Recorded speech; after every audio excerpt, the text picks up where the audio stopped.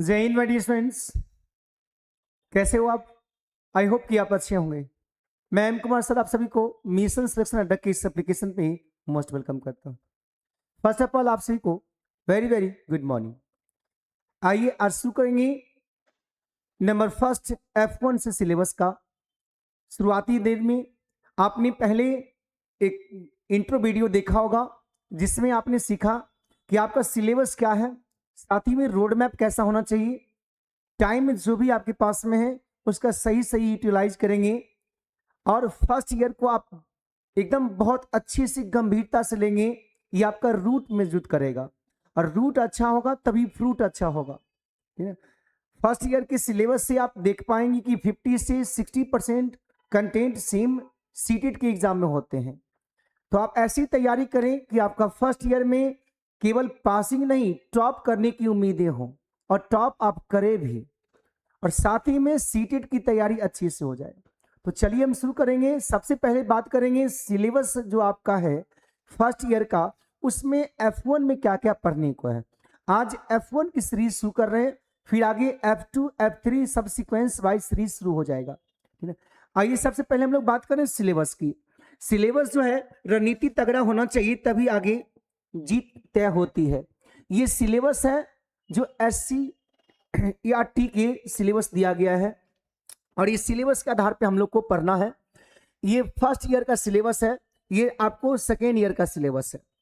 फिर जो first year में आप लोग को पहला F1 पढ़ना है, ये SC/ERT का सिलेबस है जो बिहार सरकार द्वारा जारी किए जाते हैं। यही सिलेबस से आपके एग्जाम में पूछे जाते हैं। टोटल जो है जैसे कि आपने पीछे पढ़ा भी होगा और ये चीज जानते भी होंगे कि आपका F1 से लेकर के टोटल कितना सीरीज होगा, F12 तक होगा। इतने यानी कि 12 वॉल्यूम आपको पढ़ना है। उसके बाद एक SCP होता है। SCP जो होता है ये आपका कॉलेज में जाकर के जो आपका आगे चल करके लेसन प्लानिंग होता है, जहां आपको स्कूल में जाके पढ़ाना होता है। किसी विद्यालय में सरकारी स्कूल में जाएंगे आप पढ़ाने के लिए, वो 4 वीक्स का होता है, 1 मंथ का होता है फर्स्ट ईयर में, और फिर आगे जाके सेकेंड ईयर में वही चीज को बदल करके टाइम बढ़ा दिए जाते हैं।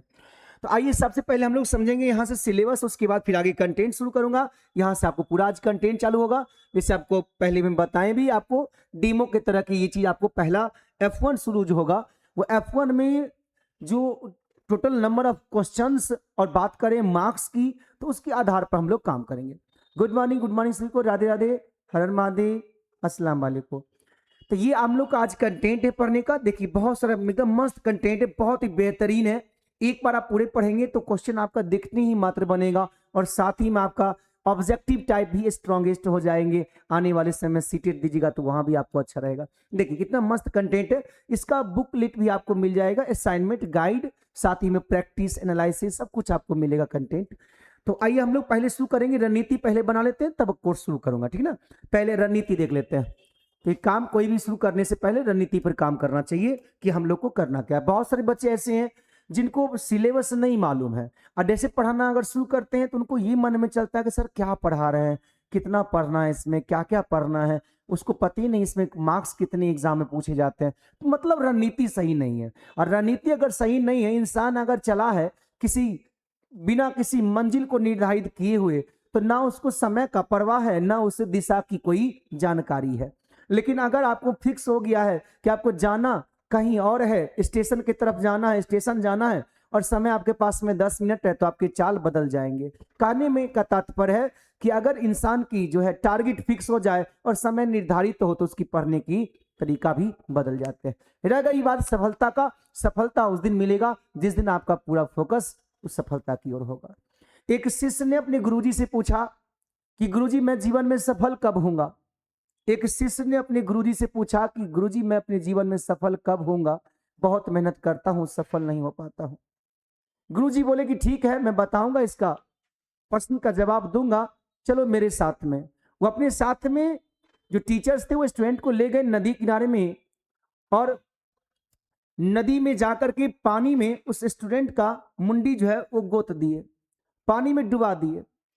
अब वो जो शिष्य थे वो छटपटाने लगे, फिर उनको बाहर निकाल दिए।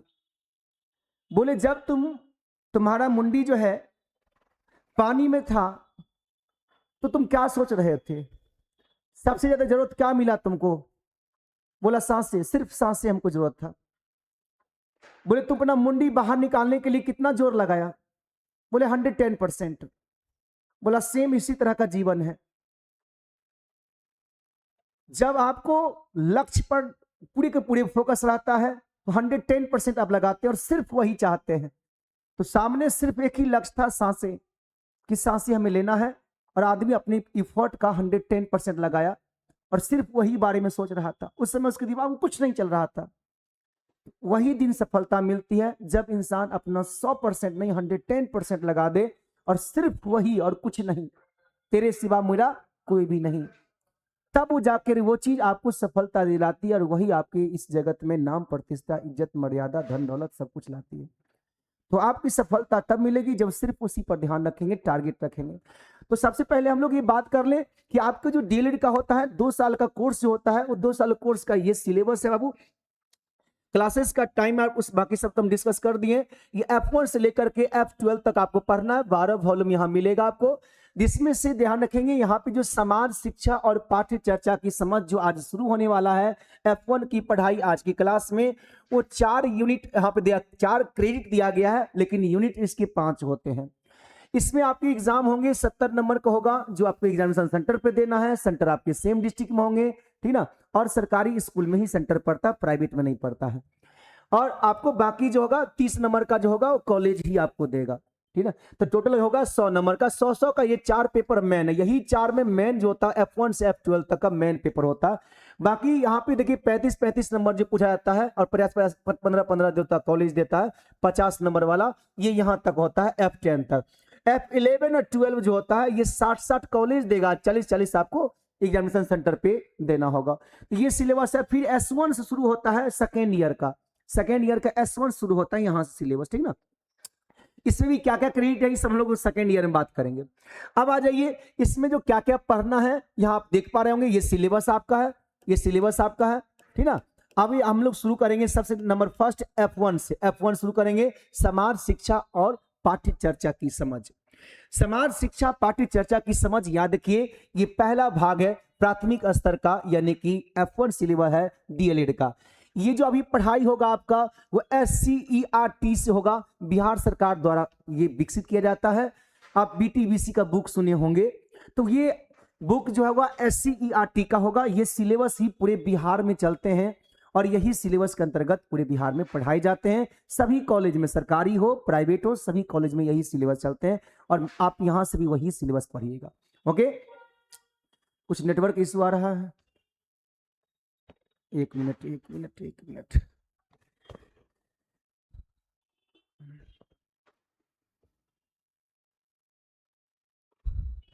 चलिए अब ठीक है। हाँ, प्राइवेट कॉलेज का सबका यही है सीमा, सबका यही सिलेबस। हम समझ रहे थे कि आप यही क्वेश्चन पूछेंगे, पहले ही यही बता दिए। साथ में लिखना भी नहीं, कंचन क्या करना हम आगे सब बता, स्ट्रेटजी बताने के बाद कोर्स शुरू करूंगा, रुकिए ना। तो ये आपका पहला वॉल्यूम 1 है, जिसको हम F1 कहते हैं। F मतलब फर्स्ट ईयर, F मतलब फर्स्ट ईयर, फर्स्ट ईयर को F और सेकेंड ईयर को S, ठीक ना। आई तो पहला हम लोग को पढ़ना है समाज, शिक्षा और पाठ्य चर्चा की समझ होना चाहिए। ओके, इसमें क्या क्या पढ़ना सर? इसमें इकाई 1, इकाई 2, इकाई 3, इकाई 4, इकाई 5 और लास्ट में आपको संदर्भ सूची बनाना है, खुद से बनाना रहता है। ये सब प्रैक्टिकली चीज होता है। आइए तो हम लोग यहां से बात करें, ये 5 यूनिट पढ़ना है। आज की क्लास होगा बच्चे, बचपन और समाज पर आधारित। ये पूरे क्लासेस जो होगा ये आपको अलग अलग तरह से दिए जाएंगे। जैसे एक करीब करीब हम बात करें ये पूरे क्लासेस का, तो पूरे क्लासेस जो है 5 यूनिट का क्लासेस आपको लगेगा कम से कम 12 से 15 क्लास में। 12 से 15 क्लासेस लग जाएंगे आपको ये पूरे पढ़ने के लिए, 5 यूनिट पढ़ने के लिए। तो आज जो क्लास होगा बच्चे, बचपन और समाज के होंगे, क्लास 1। फिर इसी का क्लास 2 होगा, फिर इसका क्वेश्चन आंसर कराएंगे, प्रीवियस में जो क्वेश्चन पूछा वो भी कराएंगे। तब आ जाएंगे फिर 2 पर, फिर 3 पर, फिर 4 पर। ये F1 का हुआ। इसी तरह से फिर F2 भी शुरू हो जाएगा, F3 भी शुरू हो जाएगा और साथ ही में जो आगे F5 है, F6 है, सब आपको बारी बारी से मिलेंगे। सबका अलग अलग फाइल बना हुआ, कंफ्यूज नहीं करिएगा। ओके, आइए अब यहां से हम लोग बात करें नेक्स्ट पे। ये आपका पढ़ना है सिलेबस, ये गवर्नमेंट द्वारा जारी किए गए सिलेबस है। तो आप हर क्लास में अपने आप को मिलाते चलिएगा कि सर कितना पढ़ाएं, कहाँ तक सर पढ़ा दिए हैं। कभी ऐसा ना लगे कि बहुत अपरिचित जैसा चीज लग रहा है, आपको लग रहा है सिलेबस में क्या बता रहे, कितना और पढ़ना, टारगेट फिक्स है, यही सिलेबस है, इतना ही आपको पांचों यूनिट में पढ़ना है। तो आपको पहले से मालूम हो जाएगा कि हाँ सर इतना पढ़ना है, जिसमें सर ये सब बता दिए, ये सभी बचा हुआ, ठीक ना। और ये क्या है, पूरा का पूरा गवर्नमेंट द्वारा जारी की गई सिलेबस है, जो आपको एप्लीकेशन पे दे दी गया है। ओके, तो पहली रणनीति तय हो गया। आज हम लोग शुरू करेंगे कहां से, इकाई 1। इकाई 1 में क्या क्या पढ़ना है, ये सामने आपको दिख रहा होगा, ये सब इकाई 1 का है। फिर आगे इकाई 2 पढ़ेंगे, जिसमें विद्यालय और सामाजिकरण पढ़ेंगे। फिर इकाई 3 पढ़ेंगे, जिसमें शिक्षा और ज्ञान विविध वर्गीय परिप्रेक्ष्यों की समझ पढ़ेंगे। फिर आगे यहां पढ़ेंगे, और फिर ये चीज इंग्लिश मीडियम में भी होगा, हिंदी मीडियम में भी होगा। चलिए तब शुरू करते हैं यहां से हम लोग अपना पढ़ाई को। आइए पहला, अब यहां से पढ़ाई शुरू। अब क्या करना है आपको, स्टार्टिंग में अभी एक आपको नोटबुक रखना है। कॉलेज में लिखेंगे तो अलग बात है, बस यहाँ का मेरा अलग से नोटबुक होना चाहिए, मोटा रजिस्टर टाइप का, टोटल 12 वॉल्यूम आप रजिस्टर टाइप का नोटबुक होना चाहिए। अगर आप कहते हैं सर हम दूसरा ही ले लेंगे, ले लीजिए, कोई भी नोटबुक लीजिए, थोड़ा मोटा टाइप का लीजिएगा, कम से कम 200 से 250 पेजेस का, ठीक। उसमें पहला में लिख लीजिएगा, ऊपर में F1 कोड डाल दीजिएगा और शुरू करिएगा सबसे पहले नोट्स बनाना, सेल्फ नोट्स बनाना है। और ये रणनीति जो होगा वो केवल आपका फर्स्ट ईयर के लिए नहीं है, ये आगे टीचर जब तक बन नहीं जाते और बनने के बाद भी आपको आगे काम देगा ये, इसका अनुभव। तो कभी ये सोच के नहीं चलेगा कि फर्स्ट ईयर का है, नहीं भी पढ़ेंगे, ये कर लेंगे, चोरी करता है, ये करता है, बड़ी वो बात की बात है। पहले अपना 110% देना, आपको नोट्स तैयार करना, कम से कम 6 से 8 घंटा सेल्फ स्टडी करना।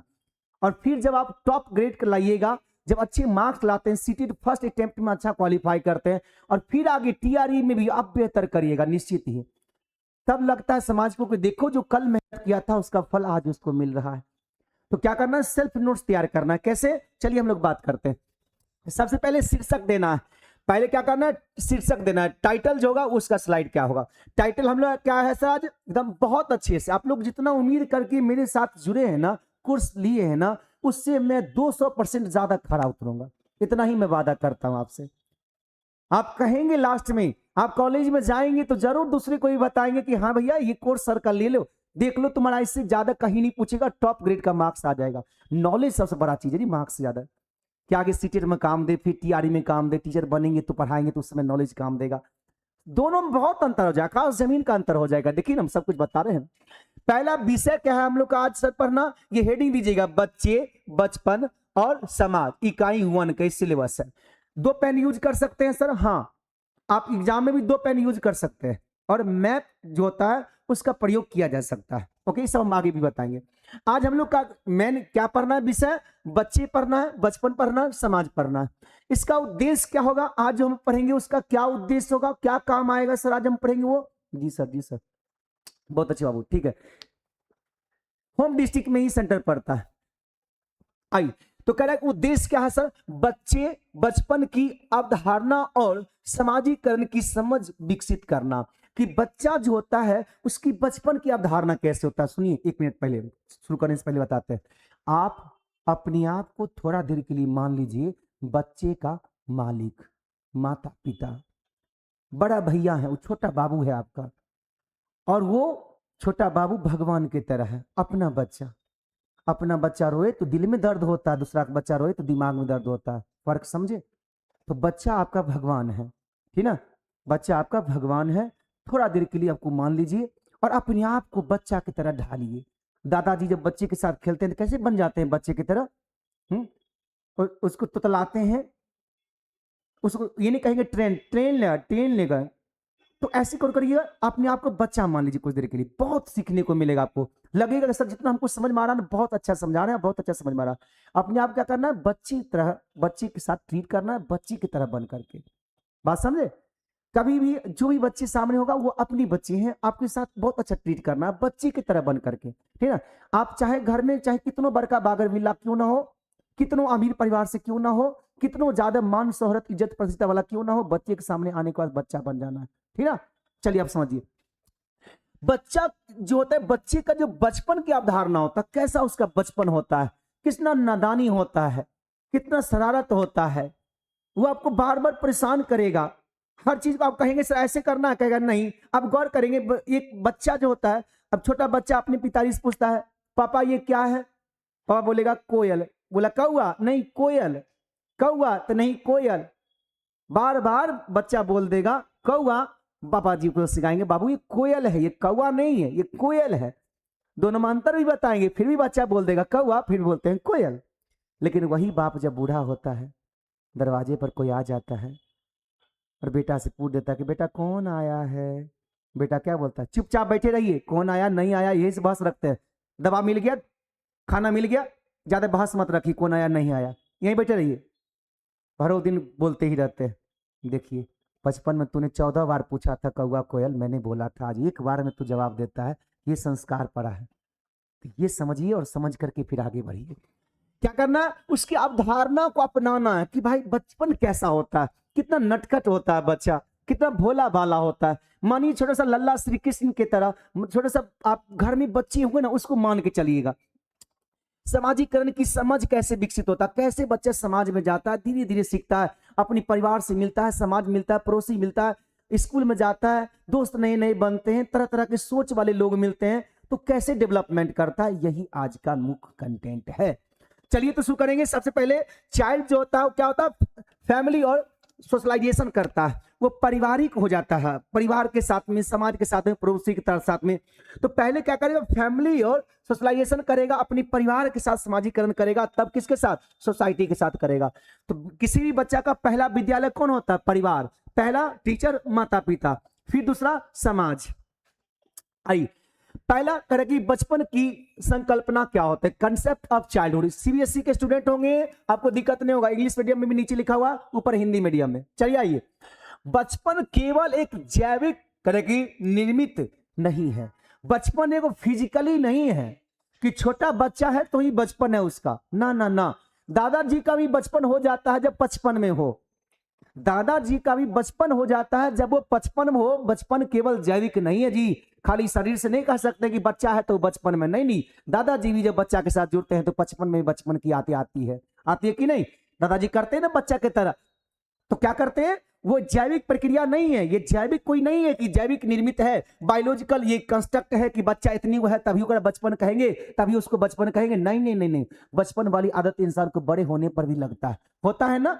तो ये जैविक प्रक्रिया नहीं है, यह मूल रूप से एक सामाजिक, सांस्कृतिक एवं ऐतिहासिक निर्मित है। ये क्या है? सामाजिक। लोग क्या कहते हैं, पागला इतना बड़ा हो गया तो ये तो बच्चा की तरह कर रहा है। इसका मतलब है कि उतना बड़ा होने के बाद ऐसा नहीं करना चाहिए। सामाजिक प्रक्रिया कि आपकी मम्मी क्या कहेगी, इतनी बड़ी हो गई तुमको अभी तक समझ नहीं आई है तो बच्चा की तरह कर रही है।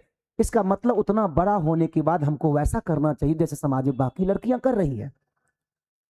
तो क्या करती है मम्मी? मम्मी आपसे ये सामाजिक दिखती है, सांस्कृतिक मिलाती है कि तुम्हारी इतनी बड़ी बच्ची जो है घर में ये करती है, वो करती है, तुम्हारा इतना बड़ा बेटा पापा का सपोर्ट करता है, ये करता है। मतलब समाज को और संस्कृति को देख रहा है, ठीक ना, देख रहा उसको, ठीक हो। और ऐतिहासिक निर्मित, तुम्हारा भैया को देखो, तुम जितना उम्र में था तुम्हारा भैया ऐसे कर लेता था।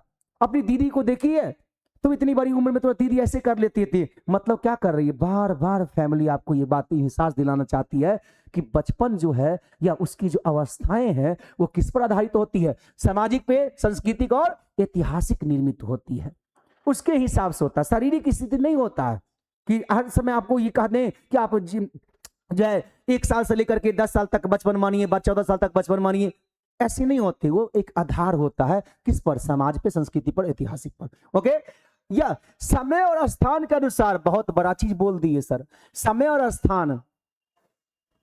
गरीब का बच्चा बचपन कैसा झेला, अमीर का बच्चा बचपन कैसा झेला। सही बात है सर, समय समय का खेल है, और खेल है किसका? स्थान का। गांव का बच्चा है, देखिए कैसे बचपन में कर रहा है, काम कर रहा है ना, ये उसका पास्ट है।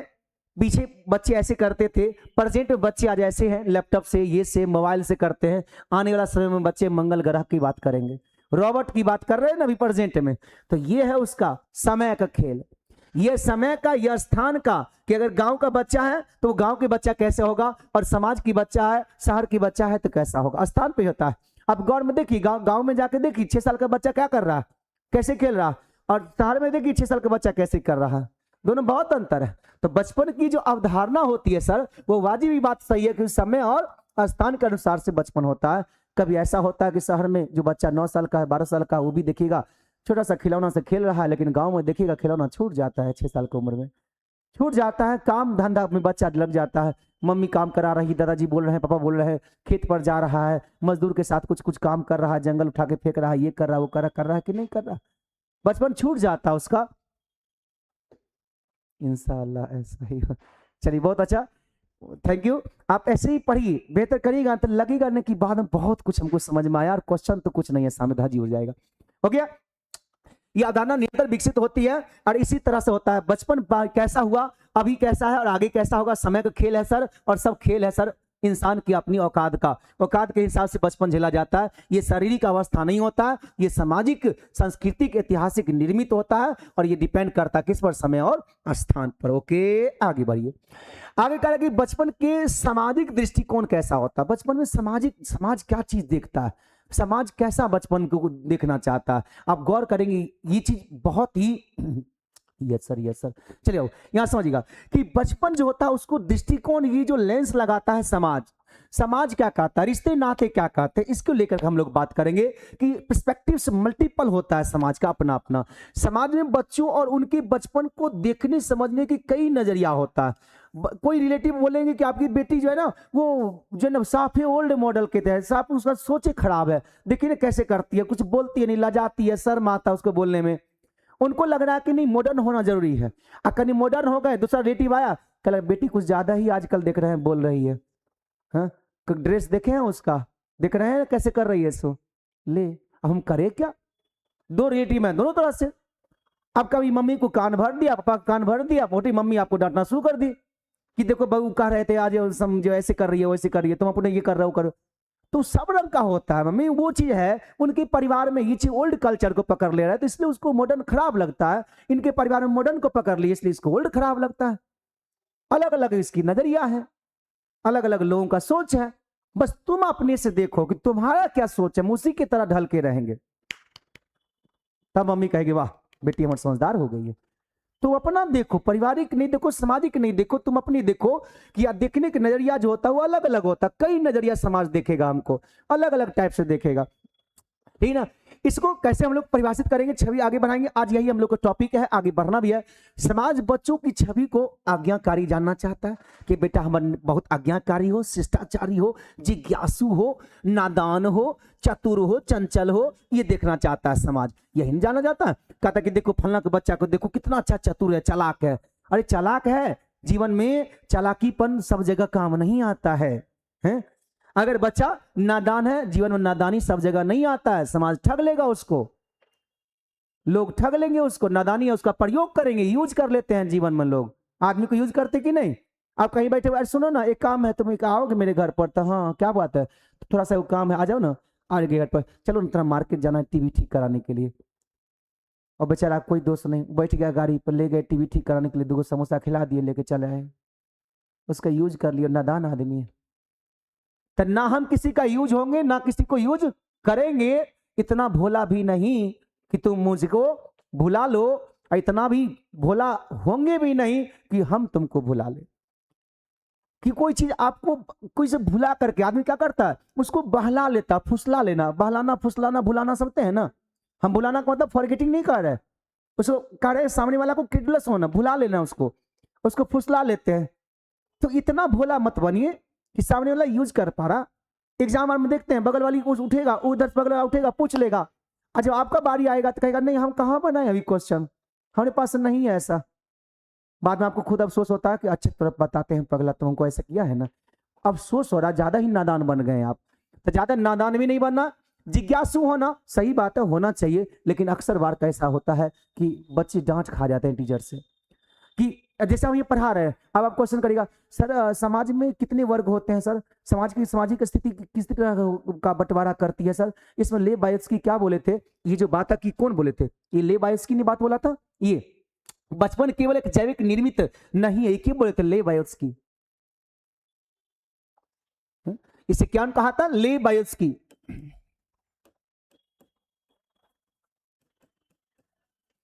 अब ये चीज आप पूछने लगे, अब हम जैसे बोलेंगे ले भाई इसकी नहीं ये बात बोला, अब इसके बारे में पूछने लगेंगे, तो टीचर क्या करते हैं, आपको डांट देते हैं कि देखो अभी रुको, हम आगे बताएंगे तुमको, अभी चिंता मत करो, सब कुछ पढ़ा देंगे। आप ज्यादा जिज्ञासु होना भी उतना अच्छी नहीं है। चतुर चालाक जन्मे करते हैं, हाँ? चंचल जन्मे करते हैं, कुछ ज्यादा ही चंचल आदमी होता है, शांत नहीं है, धैर्य नहीं है। तो समाज इस नजरिया से देखता है। कोई अगर रिलेटिव कहेंगे जिज्ञासु होना बहुत अच्छी बात है, कोई आएगा कहेगा कैसा, एगो नेता के यहाँ एगो मीडिया गया, समझा, बोला कि नेता साहब वो हमारे गांव में जो है ना सब जो है ना रोड पर भैंस बांध देता है, थोड़ा सा भैंस हटवा देते तो अच्छा रहता, और बहुत जलने वलने में दिक्कत होता। तो नेता बोले कि ठीक बात है, आप सही कह रहे हैं। अब उसी समय में वो गया, फिर दूसरा आदमी आया, बोला नेताजी हम लोग का जमीन नहीं है, हम लोग बहुत गरीब आदमी हैं, और हम लोग का कुछ भी खाने पीने के लिए नहीं है, दो चार को भैंस रखते हैं, उसी से गाय से गाय को दूध बेच करके खाते हैं, और वो भी सड़क सड़क पर बांधते हैं गाय भैंसर को। हम लोग पास में जगह नहीं है, अगर आप लोग कुछ जगह की व्यवस्था कर देते, और नहीं तो फिर रोडे पर बांधने का कोई जुगाड़ कर देते। बोले आप ठीक कह रहे हैं, अच्छा हम विचार करेंगे आपके बात पर। वो भी चल गया। बगल वाला आदमी कहता कि वहां से हमको समझ नहीं आया, पहला बोला कि रोड पर नहीं बैठने के लिए, भैंस को बांधने के लिए, एक बार आके रोड पर बैठाना है हमको, भैंस को बांधना है। अब दोनों में ठीक बोल रहे हैं। जानते नेता क्या बोला, सो बात तो आपका भी ठीक है, हम आपकी बात पर ही विचार करेंगे। देखें, सबको बहला के फुसला के रख रहा। एगो पड़ोसी आएंगे कहेंगे जिज्ञासु होना ठीक बात है, बच्चा जिज्ञासु है अच्छा बात है। दूसरा आएंगे कहेंगे ना ना जिज्ञासु होना बहुत ठीक नहीं है जी, अच्छा नहीं है, नादान होना अच्छा बात नहीं है। सब अपना अपना तर्क दे रहे हैं, आपको उससे कोई मतलब नहीं, अपना काम करिए, आगे बढ़िए। बच्चा चंचल है, ठीक है, अच्छी है अपनी जगह पे, आगे क्या रही है अपनी जगह सही है सर, जिज्ञासु अपनी जगह सही है सर, नादान है अपना जगह सही है, चतुर अपना जगह सही है। कोई किसी का तरह का उसका पॉइंट ऑफ व्यू लीजिएगा, तब खुद उसमें फंस जाइएगा कि कौन क्या कह रहा है और किस तरह कह रहा है। समाज का काम है कहना, हम उसकी बातों को नहीं लेंगे। चलिए इसको बात को हम समझेंगे। ये जो अलग अलग तरह का रिएक्ट हुआ है, रिएक्शन दिया, बीरू की कहानी मिलेगा कॉलेज में, जरूर पढ़ाएंगे सर आपको बीरू की कहानी, ये सब यहीं से पढ़ के जाइए। बीरू की कहानी क्या है, ये बीरू जो स्टोरी है ये आपको दिया हुआ केस स्टडी 1 में। आप केस स्टडी करिए, जो आप अभी सीखे हैं इस पर लेकर कुछ आप एग्जाम्पल खड़ा करिए। जैसे हम आपको एग्जाम्पल दे रहे हैं कि जानते हैं आपके घर के पीछे में जो एक पड़ोसी है, उनकी बेटी चांदनी है, वो क्या हुआ था उनके साथ में ऐसा, हम आपको समझा रहे हैं चांदनी के एग्जाम्पल से। जो चीज आप समझ रहे हैं उसको समझाना चाह रहे हैं हम चांदनी के एग्जाम्पल से। सेम आपको यहाँ पे जो नारेटर है, कथाकार है, वो आपको समझाना चाह रहे हैं बीरू की कहानी से। बीरू कहाँ था, ये आपका आरा डिस्ट्रिक्ट की बात है। आरा से भी बहुत सारे बच्चे जुड़े हुए हैं, पूरे बिहार से जुड़े हुए हैं, तो आप लोग की बहुत अच्छी बात है ये। सुनिए, आरा के मोहनपुर गांव में किसान मंगरू का बेटा बीरू 8 से 10 वर्ष का था, बचपन की था। चौधरी के बागान से आम चुराता है, चौधरी के बागान में गया और आम चुरा लिया। ये बीरू लड़का है, 8 से 10 साल का बचपन का है, इसकी यादें हैं। अब चौधरी जी क्या किए देखिए इसके साथ में। समाज के एक वर्ग चौधरी और उसका बेटा ने उसे अपराधी मानकर दंडित करने की वकालत की, और उसको बोला कि इसको दंड दिया जाए, इसको पनिशमेंट दो, मारो इसको जेल में रखवाओ, ये आम चुराया है। ये ऐसा समाज के कुछ चौधरी और उसका बेटा ने ऐसा, और समाज के कुछ लोगों ने ऐसा निर्णय लिया। इसका मतलब आप क्या रिएक्ट कर रहे हो, आप क्या सोच रहे हो, आप टीचर बनने वाले हो, टीचर की तरह सोचो कि ये इसका नजरिया क्या था, पनिशमेंट देना। इसका नजरिया क्या था, पनिशमेंट की चोरी किया है, मारना है इसको, दंड देना है, इसको लगाना है। मैं आरा से हूं, चलिए पूनम जी बहुत अच्छा मस्त पढ़ाते हैं, थैंक यू। देखिए तो ये क्या है, इसको इसकी नजरिया क्या हुआ, ये चौधरी जी का नजरिया हुआ कि इसको दंड देना, ये इसको क्रिमिनल की तरह ट्रीट करना चाहते हैं। ये चाहते हैं क्रिमिनल है लड़का। लेकिन अब सुनिए, अब टीचर से हम पूछना चाहते हैं, हम किसी टीचर को बुलाते हैं, दृष्टिकोण और समाधान बदलिए, दूसरा दृष्टिकोण से आइए। समाज के दूसरे वर्ग तरह की रामधनी और शिक्षक ने इसे बचपन की स्वाभाविक भूल माना और समझाने बुझाने पर जोर दिया। सेम केस है, सेम सिचुएशन में थिंकिंग लेवल चेंज कर गया। हमने टीचर से बात किया कि सर ऐसे ऐसे बात है, बीरू आम चुरा लिया है, चौधरी जी के गाछ से पेड़ से निकाल लिया है, तोड़ लिया है, हम क्या करें। तो टीचर क्या बोलते हैं सुनिए। टीचर कहते हैं समाज के दूसरे वर्ग के रामधनी और शिक्षक ये देख रहे हैं, ये कह रहे हैं कि नहीं नहीं इसमें गलती बीरू की नहीं है, उसका बचपन है, ये उसका क्या है, कह रहे कि ये स्वाभाविक भूल माना है और समझाने बुझाने पर जोर दिया, ये नादानी है, वो नादानी है बीरू का। बीरू यहाँ पे पटना में रहते हैं, चलिए अच्छी बात है। तो ये बीरू की नादानी। शिक्षक ने क्या कहा सुनिए, अब कानून क्या कह रहा है ये सुनिए। हम तीनों दृष्टिकोण बता रहे हैं, इससे क्या होगा, एक जब लिखिएगा ना एग्जाम में तो उसमें आपको दिमाग चलेगा। अच्छा आइए, कानूनी प्रावधान क्या है, लीगल प्रोविजन क्या है। शिक्षक ने याद दिलाया कि शिक्षा के अधिकार अधिनियम 2009 जो पूछा जाता है सीटेट में, पूछता है कि नहीं सीटेट में 2009 है, सीटेट में आरटीई पढ़ाना है ना, आरटीई को सिलेबस पढ़ाना, 1 नंबर का क्वेश्चन आता है सीटेट में। देखिए यही है, कह रहे कि 2009 में बच्चों को दंड देने की विरुद्ध कड़ा कानून है, दंड नहीं दे सकते। अगर उस समय चौधरी जी के बारे में जाकर शिकायत कर देंगे आरटीई 2009 से, तो उन पर एफआईआर दर्ज हो जाएगा, उनको जेल तक जाना पड़ेगा कि वो बच्चे को मारे हैं और सही नहीं किए। तो दंडित पनिशमेंट नहीं कर सकते हैं, बच्चे को क्या करिएगा, प्रोटेक्शन दीजिए, संरक्षण करिएगा, समझाइए का नादानी है, और नहीं सही से परिवेश मिला है, नहीं पढ़ाई मिला है, नहीं लोगों का सही ट्रीट हुआ है, नहीं समझदारी बढ़ा है, इसलिए वो चोरी कर लिया, आगे ठीक हो जाएगा, उसको सही सही विरोध नहीं करिए, उसका विरोध नहीं करिए, उसको समझाइए। नो फिजिकल मेंटल हरासमेंट, आप फिजिकल और मेंटल हरासमेंट मत करिए। चाइल्ड करेगी फ्रेंडली इन्वायरमेंट, उसके साथ दोस्ताना बिहेवियर करिए, ये आरटी एक्ट समझाता है कि फिजिकल हरासमेंट नहीं करिए, उसके साथ मित्रता भरे व्यवहार करिए, समझाइए उसको किस तरह का, बुझाइए, पढ़ाइए, लिखाइए और उसको समझा के आगे बढ़ाइए।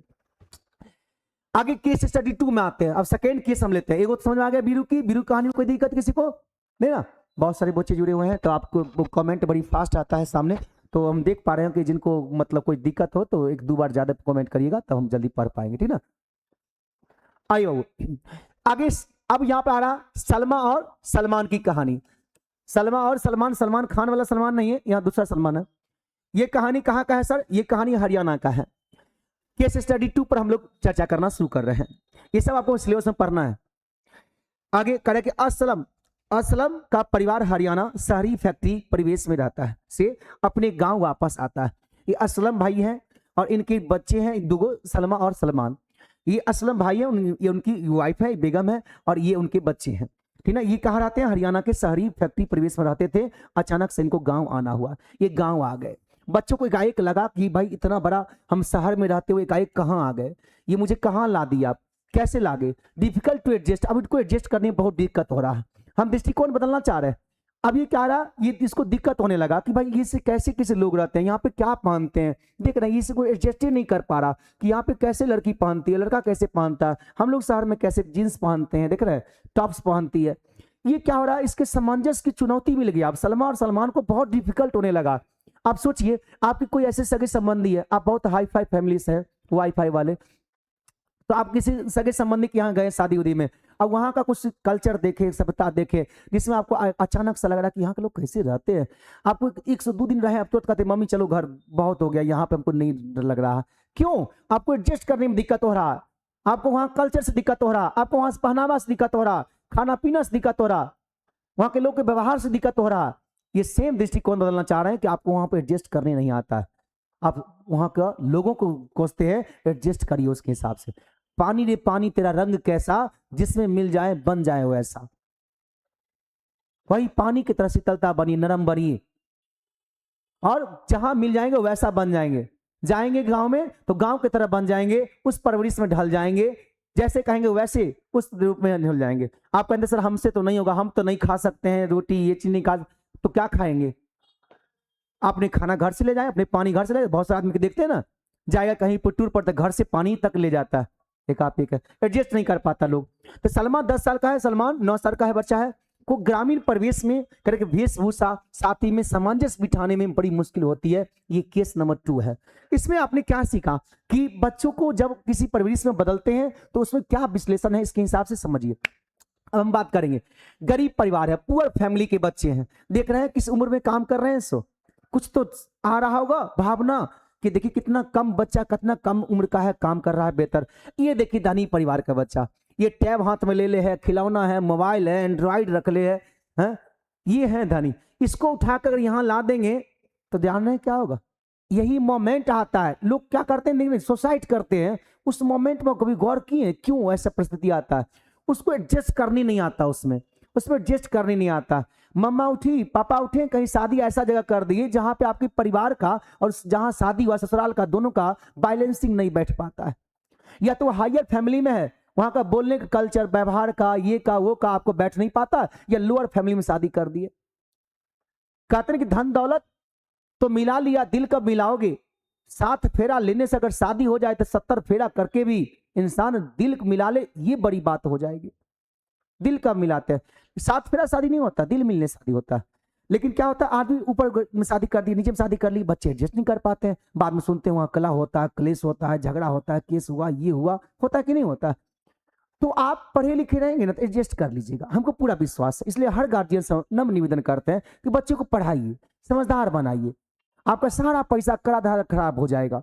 आप उठे हैं, इतना पैसा लगा देते हैं, शादी में ये कर देते हैं, वो कर देते हैं, अरे थोड़ी सी ज्ञान शिक्षा पर भी पैसा खर्च करिए, फिर देखिए वो सारा पैसा सार्थक हो जाएगा, ना कि निरर्थक। सब सार्थक कब होगा, जब बच्चा समझदार बनेगा आपका। ये एडजस्ट करना पड़ता है। ये देखना अमीर परिवार का, धनी रिच फैमिली का, और ये देखिए गरीब फैमिली का कैसा है। सलमान ने देखा कि धनी परिवारों में उसकी कहा कि हम उम्र बच्चों, यानी उसकी उम्र का जो बच्चा है, खेलने की आजादी है, जबकि गरीब परिवार में बच्चे जो होते हैं वयस्कों की तरह काम लिया जाता है और सजा दिया जाता है।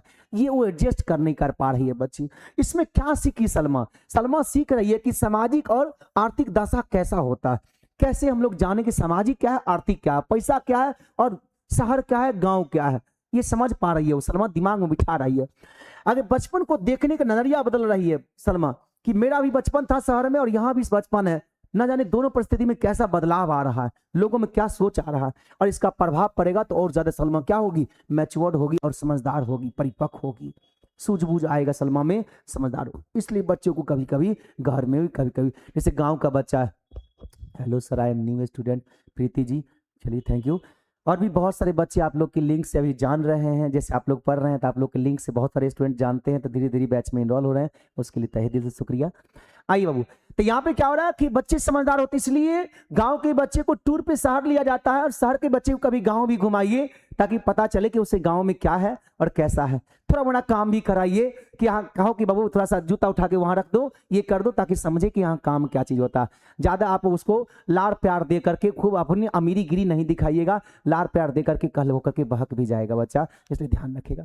बहुत बढ़िया लगता है सुशीला, चलिए बहुत अच्छी बात है, एकदम आपको मजे में पढ़िए, और सबका नोट्स बनाना सब कुछ। हम ऐसा नहीं कि हम सब काम कर देंगे तो आपको काम आसान हो जाएगा, आपको भी करना होता है, खुद से नहीं करेंगे तो कैसे सीखेंगे। तो हम आपको कर भी देंगे अपने से, नोट्स बना के हम खुद दे देंगे, आंसर सब कुछ दे देंगे, लेकिन आपको अपने से करने के लिए हम देंगे, इसलिए अभी बोल दिए नोट्स बुक ले लेने के लिए।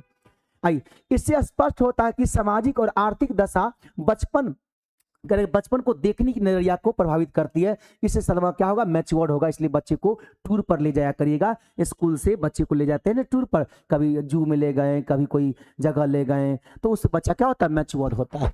आगे बढ़े, बचपन पर सामाजिक दबाव क्या पड़ता है सर? बचपन में सामाजिक दबाव कैसा पड़ता है? बच्चे को आप डांटते हैं कपड़ा पहनने के लिए, ये नहीं पहनेगा, ये नहीं खाएगा, ऐसा नहीं करेगा, वैसा नहीं करेगा। उसका बेटा को देखो, ये देखो तुम लड़की हो, तुम लड़का के साथ नहीं खेल सकते हो, है तुम लड़की हो, तुम घर का काम करो, तुम जो है ना वो किसी और की अमानत हो। सुनते नहीं डायलॉग सब मारते हैं परिवार में, कि बेटी पराये घर की होती है, हम दूसरा शब्द हम बोल दिए, किसी और की अमानत हो, उससे क्या बोलते हैं, बेटी पराये घर की धन होती है, कुछ बोलते हैं, ऐसा बोलते हैं ना, पराये घर की होती है। I am reading new student sir. हाँ, आगे आप टीचर बनेंगे, ये शाहनवाज, लेकिन अभी टीचर, अभी आप आगामी भविष्य के टीचर हैं ना। आइए, तो ये बच्चों के साथ व्यवहार करते हैं, अलग अलग टाइप के, समाज क्या करते हैं, इस सब के बारे में हम लोग पढ़ना शुरू करते हैं। बच्चों पर जल्दी वयस्क बनने का दबाव होता है, बड़े होकर के क्या बनोगे जैसा सवाल पूछे जाते हैं, इस सामाजिक दबाव है बच्चा का। हमेशा यही पूछते हैं, क्या बनोगे बड़े होकर के? कदेगा वकील बनेंगे, कदेगा डॉक्टर बनेंगे, वो बनता है नहीं, बस उसको आप प्रेशर दिए जा रहे हैं, क्या होगे, क्या करोगे, ये करोगे, क्या करोगे, ये करोगे। पता करिए ना, आप बचपन में क्या बोले थे मास्टर साहब को, क्या बनोगे? हम बनेंगे IAS ऑफिसर। आप क्या तैयारी कर रहे हैं? टीचर का। अच्छा है, लेकिन आप जो बोले थे वही कर रहे हैं नहीं, तो उसे दबाव नहीं डालना बच्चा पर, क्या बनोगे, ठीक है अभी बेहतर करो, भविष्य की उतना बड़े टारगेट नहीं लेना है कि आगे चल के क्या बनना है। आप पहले ही फिक्स कर देते हैं कि मेरा तो नहीं, मूवी देखे हो 3 इडियट्स, मेरा बेटा इंजीनियर बनेगा, जन्मे हुआ तखने माता पिता फिक्स कर दिया ये इंजीनियर बनेगा, ले अगर ज्यादा दबाव दिए जा रहे हैं इंजीनियर, और कहा कि ना हमारा सब नहीं होगा, हमको दूसरे लाइन में अच्छा लग रहा है, वो लाइन हम करें। जैसे हम ही को देखिए, BEd M.Ed सब कंप्लीट किए हुए, पारिवारिक का दबाव कि आप TRD का फॉर्म भरिए, ई करिए, टीचर ट्रेनिंग किए हुए हैं, सब कुछ किए हुए हैं, फिर भी सरकारी नौकरी नहीं करके प्राइवेट पढ़ा रहे हैं, हमको यही मना लगता है। अभी हम आपके साथ हैं, अभी हम साथ हैं, मस्त पढ़ा दिए, सब कुछ समझा दिए, अभी हमको अगर छुट्टी लेना है तो हम कहेंगे सॉरी अब थोड़ा सा आज छुट्टी ले लेंगे, कल आप कुछ नहीं बोलते हैं, लगता है कि हाँ ठीक है सर बहुत अच्छा पढ़ाते हैं। लेकिन सरकारी में 2 दिन 4 दिन पढ़ने, बहुत रंग का होता है ऐसा परिस्थिति। दबाव डालना, हमको दबाव पसंद नहीं है, हमको बचपन से ही दबाव पसंद नहीं, अपनी खुली आजादी दीजिए। हम वो पंछी हैं जो गगन में स्वतंत्र उड़ना चाहते हैं। हम बस उसी को अपनी तरीका से डील करना चाहते हैं। हम वो चीजें जो अनंत को छूना चाहते हैं, हम वो चीजें जो अपने आप को जानना चाहते हैं, दुनिया को पहचानना चाहते हैं। तो पहले अपने आप को जाने तब दुनिया को पहचाने, कि हमको बहुत करना है। अगर हम नौकरी कर लेते तो मेरा परिवार सुख में होगा, लेकिन हमसे अगर नौकरी कर ले बच्चा तो न जाने हजारों का परिवार सुख में होगा। तो सोचे कि छोटा और बड़ा स्तर में क्या काम करना। मेरा यही होता है। हमको अगर दिन भर भी भूखे रहेंगे ना, जैसे ट्यूसडे है, कहीं मंगलवार है, तो मंगलवार को अगर फास्टिंग है, दिन भर भी भूखे रहते हैं, तो ये सोमवार को अगर सिंपली कुछ मिल जाए, नाश्ते मिल जाए, चाहिए मिल जाए, तो फिर पढ़ाना शुरू कर देते हैं। हमको मजा आता है इसमें पढ़ाने में और इंटरेस्ट लगता है। मन कहता है खूब अच्छा पढ़ा दे बच्चे को, एक ही चीज समझा दे। तो इसमें क्या होता है, बच्चे को दबाव नहीं डालना है। लेकिन क्या होता है, आजकल परिवार डालता है दबाव, अब दूसरे क्या हम ही पर दबाव डाला जाता है। तब सोच सकते हैं, लेकिन क्या है, फिर अपने करिए। कहते ना, सुने लाख सबका, करे वही जो दिल कहता हो एक बार। पढ़ाई लिखाई, भोजन और कपड़े, इस सब पर दबाव डालता है। अब देखते हैं क्या कहता है कि पढ़ने बैठो, ये करो, फलाना का बेटा इतना नंबर लाया है, तुम क्या कर रही हो। हाँ देखो तो मुखिया जी की बेटी को वो कितना नंबर लाई है, उसका नंबर देखा, तुम अपना नंबर देखे हो। भरो दिन खाली खेलते रहते हो, मोबाइल चलाते हो। हाँ, उसका नंबर देखो, तुम्हारा नंबर देखो। हाँ, उनको देखो, तुम्हारी फूफा की बेटी का, उसका नंबर देखो, वो मैट्रिक में फर्स्ट की, तुम सेकेंड की। ले, पढ़ाई का दबाव डाल रहे हैं हम पर। भोजन का दबाव, बार बार ये खाओ वो खाओ। हाँ, घी लगाया हुआ रोटी खाएगा, देखो तो उसका सूखा रोटी खाता कि नहीं उसका बेटा, तुम ये खाएगा, डेली कहेगा हमको मम्मी ये बना दो। भोजन का प्रेशर डालते हैं कि देखो समाज ये कर रहा, वो कर रहा, तुम ऐसे करो। कपड़े को लेकर के देखिए रहे, तुम ये नहीं पहन सकते, तुम ये पहनो, तुम ये नहीं पहन सकते हो, ये पहनना होगा। स्कूल भी दबाव डालते हैं। वो स्कूल वाले महाशय को सोचना चाहिए कि आप क्या कर रहे हो। उसमें जो टीचर बनते हैं, वो टीचर भी कोर्स करके जाते हैं, लेकिन मुंह नहीं खोलते हैं प्राइवेट में कि हाँ बच्चे को दबाव नहीं डाला जाए, ऐसे नहीं करे। हाँ, यूनिफॉर्म एक अलग चीज है, यूनिफॉर्म एक अलग चीज है, लेकिन उसको ये नहीं करना है कि आपको यही चीज करेंगे। आज ये चीज है, आज ये चीज है। यूनिफॉर्म में क्या होता है, यूनिटी दिखाया जाता है, एकता। अगर यूनिफॉर्म ना अलाउ हो ना तो क्या होगा। अगर मान लीजिए आपको भाई एग्जाम में पूछ दिया कि यूनिफॉर्म ना हो तो क्या हो सकता है। अरे अमीर परिवार के बच्चा एकदम कोट पहन के आएगा, गरीब परिवार के बच्चा फटाफट पहन के चलाएगा, दोनों में असमानता आने लगेगा। क्लास में बेंच हटा दीजिए, एगो सोफा लेके चलाएगा अमीर परिवार के बच्चा, गरीब परिवार के बच्चा के पास बोरा है, वो बोरा बैठेगा, असमानता आ जाएगा ना। इसलिए क्या करते हैं, एक बच्चा, सब बच्चा बेंच पे बैठेगा, सब ड्रेस में आएगा, इक्वल देखने के लिए, ताकि किसी का सोच में असमानता ना फैले, जो असमानता समाज में है। बच्चा समान रूप से देखे एक दूसरे का, मेरा दोस्त है, अमीर है तो उससे कोई बात नहीं है। वो सामाजिक रूप से है, वो आर्थिक रूप से, वो बात अलग है, लेकिन हम क्लास में सबको लेके चलेंगे। तो दबाव नहीं डालना है बच्चा पर। यूनिफॉर्म दीजिए, लेकिन दबाव नहीं डालिए कि यही होना चाहिए या ऐसा ही होना चाहिए, इसी तरह का होना चाहिए। पढ़ाई का दबाव, खाना का दबाव बच्चे में क्या होता है, डर पैदा कर देता है। वो डर जाएगा, सदमा में आ जाएगा, डेली बस वही होता है, डर के भय का शिकार बन जाता है। वर्तमान समय में बच्चों को वो पल छीने जा रहे हैं जब वो स्वयं को बच्चा समझ सके। उसको बच्चा समझने का मौका कहाँ दे रहे हैं। उसको खुली आजादी दीजिए ना, खुली आजादी दीजिए, खूब हंसने दीजिए, गगन को छूने दीजिए अरमान से, गगन को छूने दीजिए उस अरमान से जो अरमा उसने पाल बैठा है। आपको हुई कुछ, बहुत कुछ बचपन में ऐसा हुआ होगा कि आपके बचपन को छीना होगा। हम पहले ही बोले कि थोड़ा बच्चा बन के पढ़िए, हम बच्चा बन के पढ़ाएंगे, फिर देखिए कितना ज्यादा बेहतर कर पाएंगे। तो इसको ना छूने दीजिए, आजादी दीजिए खुल करके। कि बड़ी अच्छा एक बच्चा एक सवाल उठाया था, 2014 या 15 की बात करते हैं। बोला कि सर जब बच्चा थे तो घर परिवार बोलता था हल्ला नहीं करो, अब स्कूल में गए मास्टर साहब बोले हल्ला नहीं करो, अब यहाँ आए आप बोलते हैं हल्ला नहीं करो। कल को शादी हो जाएगा, पत्नी बोलेगी हल्ला मत करिए, बच्चे हल्ला कर रहे हैं, आप भी हल्ला कर रहे हैं। कल होके बूढ़ा हो जाएंगे, हल्ला करेंगे, तो घर में बेटा पुता बोलेगी बुढ़वा हमेशा हल्ला करते रहता है, तो हल्ला करे कब हम, बताइए आप ही हमको। हम बोले गुड क्वेश्चन, बहुत अच्छा क्वेश्चन आपने उठाया कि हल्ला करे कब जीवन में। हमको दिमाग लगा, हमको लेकिन रुक जाओ तुमको बताते हैं। हम बोले कि सुनो, हल्ला कब करना है, जब नौकरी हो जाए और शादी ना हो। नौकरी हो जाए और शादी ना हो, ये बीच का पीरियड थोड़ा सा ज्यादा बैठा कर रखना। इन्हें की गार्जियन पहले से फिक्स कर ले रहा है कि बेटा कब नौकरी लगेगा, जैसे आएगा ज्वाइनिंग वैसे ही शादी करा देंगे। नहीं करेंगे पापा, ये रुके रहिए, 1-2 साल हमको समय दीजिए, 3 साल समय दीजिए, खूब आराम से, पैसा भी आ रहा है, इज्जत भी आ रहा है, मान मर्यादा शोहरत भी बढ़ रहा है, और उस समय आपको कोई गाइडलाइन फॉलो करने वाला भी नहीं आई है अभी। तो क्या होगा, वो समय आपको खूब जमकर हल्ला कर लीजिएगा, जहां घूमना है वहां घूम लीजिएगा, कहाँ जाना है यहाँ जाना है, अभी फ्लाइट का टिकट तुरंत बुक, बशर्ते छुट्टी नहीं मिलेगा स्कूल से, वो बात अलग है। तो वो समय आप खूब करके बचपन में जो चीज आपके पास हुआ था दिक्कत, वो आप फिर से वो बचपन को ला सकते हैं, अपनी ऐश मौज में वो चीज बिता सकते हैं। लेकिन हाँ, परिवार, समाज, आर्थिक सबका ध्यान में रखते हुए, ठीक ना, इन्हीं के अब ध्यान में तोड़ देंगे, समाज के लिए सब कुछ परिस्थिति को तोड़ते हुए, संस्कृति को तोड़ते हुए आगे बढ़ जाएंगे, इतना भी नहीं करना। अमीर हो गए तो इतना मतलब नहीं कि फटा चिटा कपड़ा भी आपको शौकीन लगने लगे हैं, समाज के विरुद्ध में चल जाएंगे। ये अमीरी किस काम का? ये अमीरी नहीं है, यह मन के भ्रम है।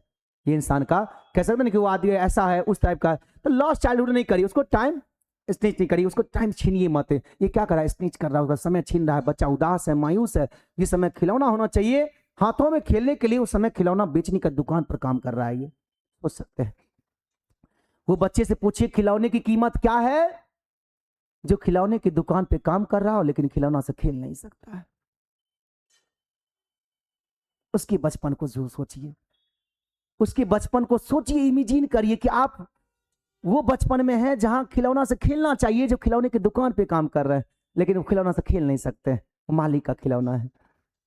वो चीज नहीं करिए, इसको आजादी दीजिए। ये सौभाग्य नहीं है, ये आपकी एक परवरिश है।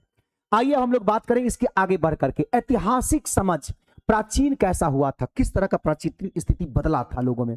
ये सब अगर आप लिख दीजिएगा सामने जब क्वेश्चन में, लगेगा उसको कि वाह कहां से इतना पढ़ के आया बच्चा। मास्टरों को लगेगा कि हम तो इतना नहीं पढ़ाए थे, कैसे लिख दिया ये। आइए, प्लेटो का क्या विचार था कि 2000 वर्ष पहले ने विदेशी आगे, यह किनको नाम है? प्लेटो का। प्लेटो का ये व्यू क्या था? प्लेटो ने 2 तरह के सहस्त्राब्दी, यानी कि 2000 वर्ष, शताब्दी नहीं है, ये सहस्त्राब्दी है, पहले कहा था कि बच्चा बड़ों के बीच एक विदेशी की तरह होता है, विदेशी की तरह।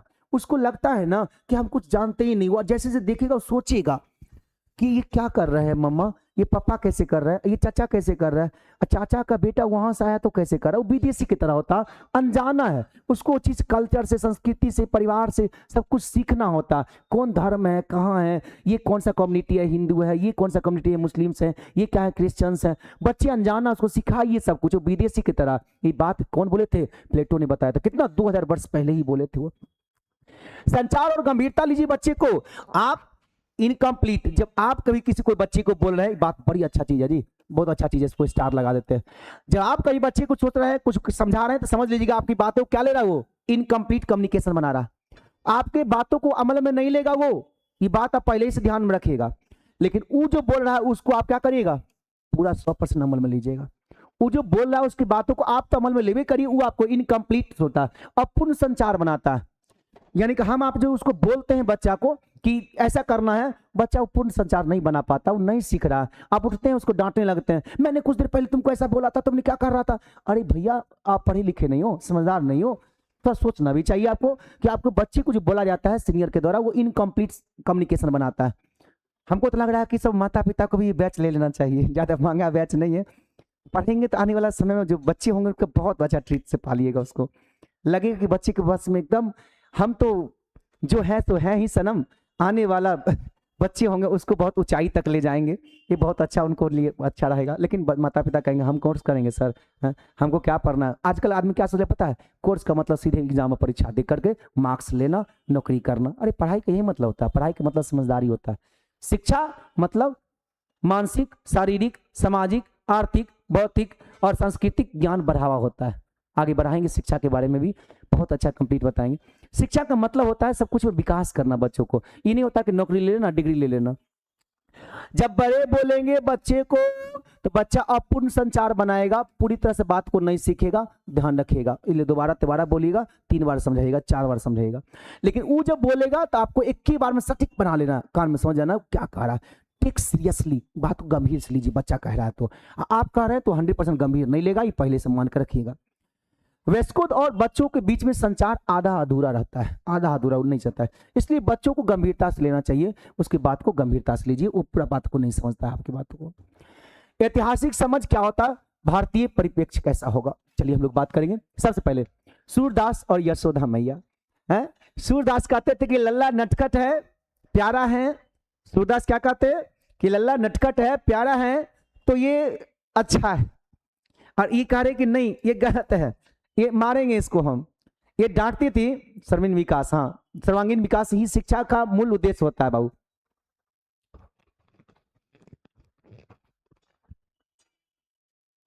हाँ अभी हम यही बोलने वाले थे राहुल जी, बहुत अच्छा बात है। आइए दर्शन जी आगे बढ़े, बहुत अच्छा। देखिए तो माता यशोदा जी है मैया, वो बच्चे को क्या करती थी, उसके नटखटपन को मन गुस्सा करती थी, वो समझती थी कि इसको मारना है पीटना है, ये बहुत शरारती है, निगेटिव वे में लेती थी। लेकिन सूरदास क्या थे, ये हंसते थे, पॉजिटिव वे में लेते थे। बात एक ही है, श्री कृष्ण जो बचपन में नादानी करते थे, नटखट करते थे, जैसे आप बच्चा कोई है, अगर वो नटखट करता है, गलती करता है, जैसे मेरे ही घर में जो बच्चे हैं वो गलती करते हैं, तो हम देख करके हंसते हैं, और मम्मी उसको देखकर गुस्सा करती है। बात समझ रहे हैं कि आप हंस रहे हैं, देख रहे हैं ऐसे कैसे कर रहे हैं, आप हंस रहे हैं। बात समझ, हम कहना क्या चाह रहे हैं, वही सेम एक्शन पे एक आदमी पॉजिटिव ले रहा है और एक आदमी क्या कर रहा है, निगेटिव ले रहा है। तो मासा यशोदा क्या कर रही है, वो गुस्सा करती है। हाँ हाँ जरूर जरूर सुशीला। तो ये आगे हम बताएंगे, फिजिकली आगे हम बात चर्चा करेंगे। अभी देखिए माता यशोदा उसको क्या करती है, गुस्सा करती है कि हमको ये नादान है, ये बहुत मतलब बदमाश है ये, ठीक ना। देख रहे हैं कभी कान पकड़ती है, कभी मारती है, कभी देखते हैं रस्सी से बांध देती है। लेकिन वही सूरदास क्या कहते हैं, आहा ये तो श्री कृष्ण का लीला है, ये तो अपरंपार है, ये तो बहुत अच्छी है। तो ये पॉजिटिव लेते थे, ये निगेटिव लेते थे, और सब देख रहे हैं, सभी जीव देख रहे थे कि माता यशोदा मार रही है लल्ला को, काहे मार रही है, क्यों मार रही है, थोड़ी सोचना चाहिए इसको। यहां कह रहा है कि सूरदास ने यशोदा के रूपक के माध्यम से स्थापित किया कि बच्चों का बहाना बनाने की प्रवृत्ति को जगह देनी चाहिए। अगर बच्चा का पूछेगा कि तुम माखन खायो, तो कहेगा ना मौया मैंने माखन नहीं खायो, मैंने माखन नहीं खायो, तो वाजिब है कि आपको वहां पे और भी कुछ दीजिए उसको, और कहिएगा। जैसे बच्चा कहेगा कि हम ना चॉकलेट नहीं खाए, आपको तुम नहीं खाया है, हमें लग रहा है कोई आया था घर में वही खाया होगा, बोला हाँ हाँ पापा वही खाया होगा। हम बोले कि हमको जैसे लग रहा था कि रात में कोई ऐसा इंसान आया था घर में जो तुम्हारा चॉकलेट लेके गया था। बोला हाँ वही ले गया चॉकलेट। और उसके बाद मैंने सोचा कि चलो 2 चॉकलेट और ला दूंगा, और वो चॉकलेट भी तुम्हारा कोई और लेगा। अच्छा तुम्हारी दीदी खा गई होगी, तो बोला हाँ हाँ वही खाए। वो बहाना मार रहा है, आप जान रहे हैं, फिर भी बहाना मारने को उसको वजह ना पकड़ के उसको और मौका दे रहा है। आप ट्रू उसको समझ रहे हैं, बच्चा को क्या कर रहा है, उसको खुशियां दे रहा है। तो रविदास यही कहते थे कि इसको जगह दीजिए। और लेकिन मैया डांटती थी कि बहाना मारता, एक माखन नहीं खाया, यही चुरा के खाया। आइए बच्चों की कल्पना की दुनिया कैसा होता है समझिए, चिल्ड्रन इमेजिनरी वर्ल्ड कैसा होता है, बच्चों की कल्पना की दुनिया में जीने दीजिए। वो सोचता है कि हम जब जाएंगे ताजमहल देखेंगे तो ये होगा वो होगा वो होगा, दिमाग में कल्पना बना रहे हैं। एक बार मम्मी उठती है दूध पर मार देती है, तो मैं ताजमहल दिखा देते, रुक जाओ तो आज बताते हैं। तो उसको कल्पना में जीने दीजिए, थोड़ा सा उन्हें अपनी कल्पना की दुनिया मिलना चाहिए, उसको ऐसा दीजिए, उसको ऐसा बच्चों में ऐसी प्रवेश दीजिए, उसे कल्पना में जीने दीजिए। बच्चा है कल्पना करेगा, काल्पनिक दुनिया में रहने का उसका अधिकार है, जीने दीजिए, ये बचपन है, जीने दीजिए भैया। आगे बढ़े, हड़प्पा सभ्यता। अब हम लोग आएंगे इतिहास में। इस सब देखिए हड़प्पा सभ्यता में क्या मिला था, प्राचीन साहित्य में क्या मिला था बच्चे के बचपन को लेकर के, इसकी चर्चा हम हर पॉइंट को तोड़ देंगे, ठीक है। और ये बहुत अच्छी लगा कि कल या परसों, हाँ सैटरडे को जो है टीम बता रहे थे कि एक एप्लीकेशन आप लोग डाउनलोड करते हैं तो टीम के द्वारा कॉलिंग जाता है कि हाँ आप एप्लीकेशन डाउनलोड किए। तो एक टीचर महोदय एप्लीकेशन डाउनलोड किए थे, तो उनसे पूछा गया कि आप जो है क्लास लेंगे, तो बोले कि हम स्टूडेंट नहीं, हम टीचर हैं। तो बोले कि आप टीचर हैं तो आपने क्यों एप्लीकेशन डाउनलोड किए, तो बोले कि नहीं हमको थोड़ा सा देखना है कि सर जो बता रहे हैं, कंटेंट जो बढ़ाए हैं सर बताए हैं डेमो वाला वीडियो में, वो सब चीज़ को हमको थोड़ा सा देखना है। बोले ठीक है वैसे ही हम आपको भेज देते हैं। बोले नहीं नहीं मैम आपको दिक्कत नहीं है, हम आप देख लेंगे। तो हम बोले ठीक बात है। तो हम ये नजरिया से ये चीज लेके चलते हैं कि स्टूडेंट के साथ बहुत सारे ऐसे भी हैं टीचर्स जो साथ में ज्वाइन किए हुए हैं बैच को बेहतर सीखने के लिए। चलिए अच्छी बात है, मैं शुक्रगुजार समझता हूं अपने आप को कि आप भी साथ में सीखिए। तो मैं ये चीज बहुत अच्छा चीज डिटेल में डिस्क्राइब करना चाहता हूं कि बच्चा का बचपन जो है वो आज नहीं, वो पूर्व पाषाण काल में भी था, हड़प्पा सभ्यता में भी था, प्राचीन साहित्य में भी था। पुराने जमाने में जब ये देखा गया कि हड़प्पा सभ्यता में बच्चों को खिलौना मिला, तो ये समझा गया कि बच्चे का खिलौना जो है वो याद होगा, टमटम वाली गाड़ी वो याद होगा। बचपन में जब चलना सीखे होंगे तो वो लकड़ी वाला गाड़ी याद है, लकड़ी वाला गाड़ी जी ऐसे पकड़ के चलाते थे, 3 चक्का वाला लकड़ी का गाड़ी, डिगडिया कौन सी कहते हैं उसको पता नहीं, ऐसे करके चलाते थे, चलना सीखे होंगे आप। आजकल जो आ गया वाकर वाकर कहते ना, वो सब आ गया। आपको वो था वो नहीं, वो लकड़ी वाली गाड़ी, वो सभ्यता की संस्कृति है। ये वाला जो खिलौना मिला जब लोगों को हड़प्पा सभ्यता में, तो लोगों ने विचार किया कि आखिर बचपन पहले भी था। और सबसे बड़ा बचपन का उदाहरण तो यहां से मिला जी। क्या? सुनिए कि आदमी अपना जो घर बनाता था ना, उस घर का दरवाजा कभी भी रोड की तरफ नहीं देता था। बड़ी अच्छी हम बताता थे ज्ञान की बातें, समझिए। हड़प्पा सभ्यता में खिलौनों का मिलना और बच्चों की सुरक्षा के लिए मुख्य सड़क की ओर दरवाजा ना रखना पहले जाना। आज के जमाना में देखिए बाबू, आई रुकिया परवीन जी, चलिए थैंक यू। आइए बाबू पढ़िए। तो ये पहले जमाना में लोग क्या सोचता कि रोड साइड से गेट, घर का गेट नहीं देंगे ताकि बच्चा कभी बाहर निकलेगा तो एक्सीडेंटल हो जाएगा। और आज के लोग को देखिए, हे भगवान, उल्टा काम करता है। जी सर, आज काम उल्टा काम करता है। सोनी, आज के काम क्या करता है आदमी? रोडे पर गेट देगा। करता कि नहीं करता? आप ही देखिए, आपका घर अगर होगा सड़क किनारे तो देखिए तो कितना आदमी के घर किनारे साइड में रोडे पर गेट देगा। सीधे उल्टा सोच। पहले के लोगों में, आपके लोगों में सीधा उल्टा सोच है।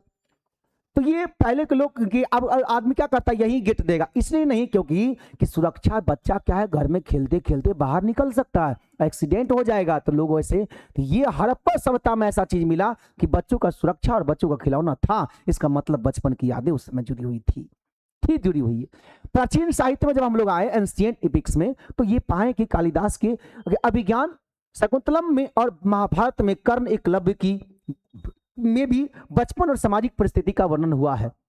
एकलव्य की कहानी, जो अंगूठा मांग लिया और अंगूठा दे दिया बालक, अपना काट करके वो स्टूडेंट पुपिल्स शिष्य, जो एक कहानी बचपन की वो समय की।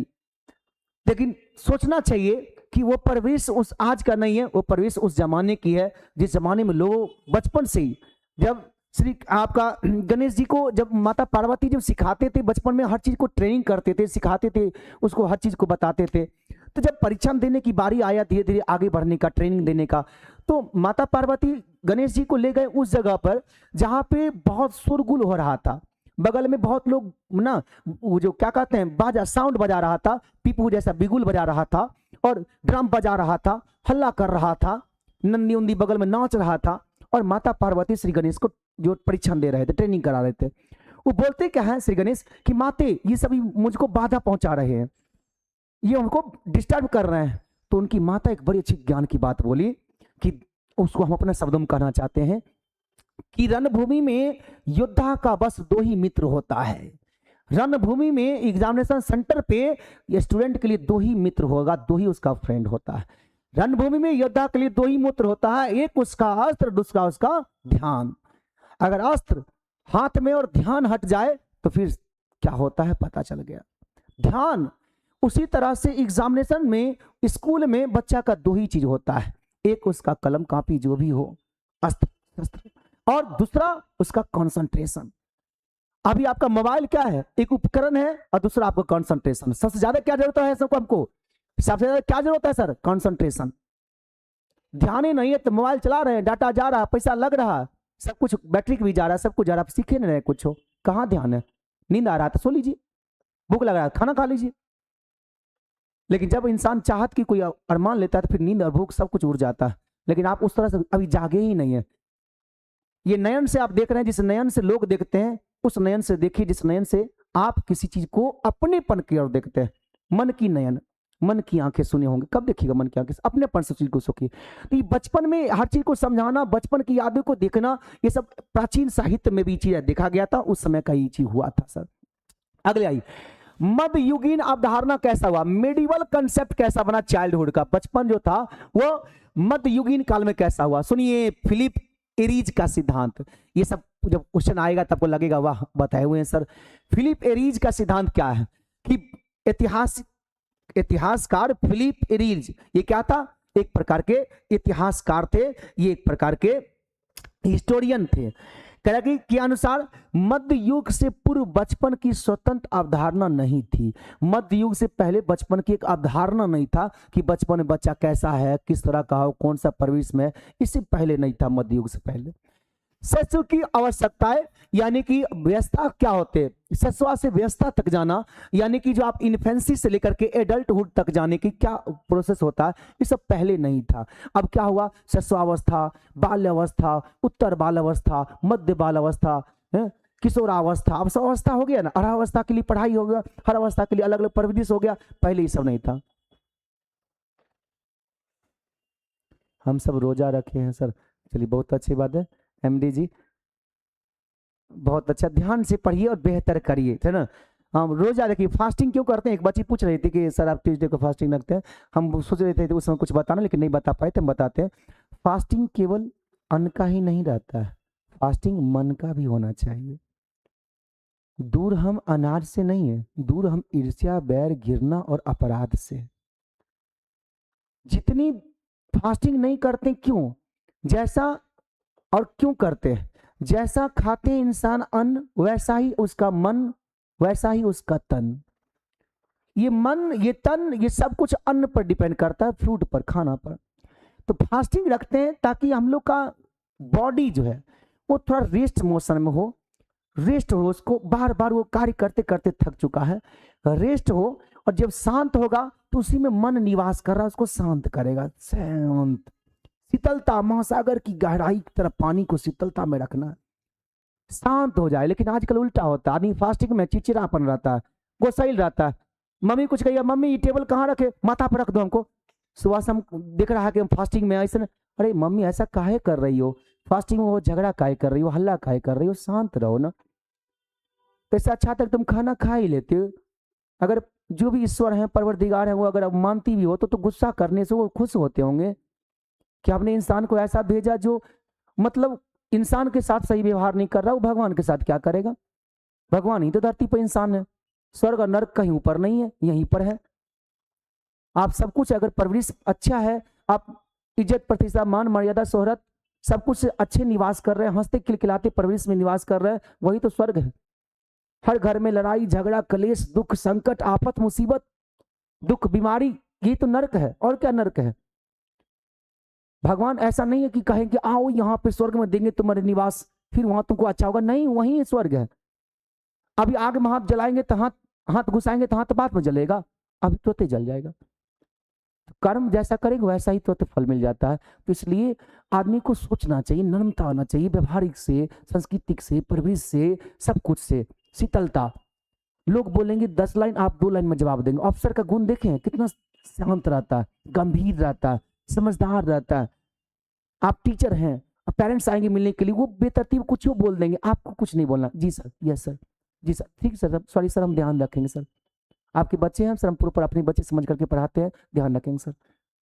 वो अब शब्द भी कहा जा रहा है, आप कहेंगे सॉरी सर, सॉरी सर, अब शब्द वो बोल रहा है, सॉरी आप बोल रहे हैं, देख रहे हैं, ये महानता है, ये मैच्योरिटी है आप में। ऐसा नहीं कि आपको गाली देने नहीं आता, आप एकदम कंपाउंड में दे दीजिएगा, एक ही गाली, सुर में 10 गाली, लेकिन फिर भी आपको वो चीज हट चुका है।